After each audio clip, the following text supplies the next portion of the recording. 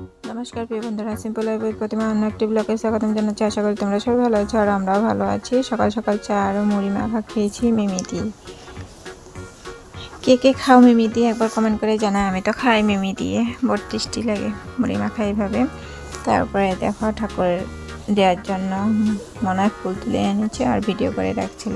দেখো কি সুন্দর লাগছে ফুলগুলি, লাল সাদা নীলকণ্ঠ ফুল, এইসব মজা বহু সুন্দর লাগছিল দেখে। তারপর দুপুরে রান্নাবান্না রেডি করবো। এই দেখো সয়াবিন বানাবো আজকে, বহুত দিন পরে সয়াবিন আলু দিয়ে একটা মাখা মাখা করে তরকারি বানাবো।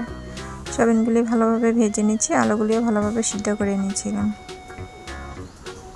তারপরে পেঁয়াজ কুচিগুলি দিয়ে ভালোভাবে নাড়াচাড়া করে নিলাম। তারপর টমেটো পেঁয়াজ আদা রসুন পেস্ট দিয়ে ভালো করে কষানো, মশলাটা ভালোভাবে কষিয়ে নিলাম। তারপর নুন হলুদ জিরার গুঁড়া এসব দিয়ে, লঙ্কার গুঁড়া এসব দিয়ে ভালোভাবে কষিয়ে নিলাম। তারপরে আলুগুলি যেহেতু সিদ্ধ করাই ছিল তারপরে দিয়ে দিলাম।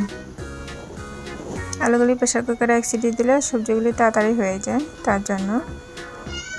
তখন নতুন আলু যেহেতু সিদ্ধ হয়ে যায়। তারপরে জলগুলি দিয়ে দিচ্ছি, পরিমাণ মতন জল দিয়ে দিচ্ছি। ভালোভাবে আলুগুলি কষানোর পরে সবজিগুলি ফুটে গেল, সবজি বানানো কমপ্লিট। এই দেখো সয়াবিন আলু মাখা মাখা করে বানাচ্ছি, আর সাথে আচার হলে আর কিছুই লাগে না। দুপুরের খাওয়া দাওয়া আমরা কমপ্লিট করে নিলাম। সয়াবিন আলুর সবজিটা দারুণ হয়েছিল, দারুণ টেস্টি লেগেছিলো, তো দিয়ে খেয়ে নিলাম। তারপরে দেখো ফুল গাছ কি সুন্দর ফুলগুলি ফুটেছিল, দেখে কি ভালো লাগছিলো, তার জন্য ভিডিওটা করে নিলাম।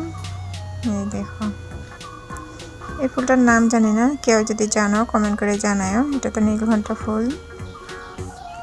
তারপরে দেখো মিষ্টির কাণ্ড চারিদিকে ঘোরাফেরা করছিল সকাল সকাল। এই দেখো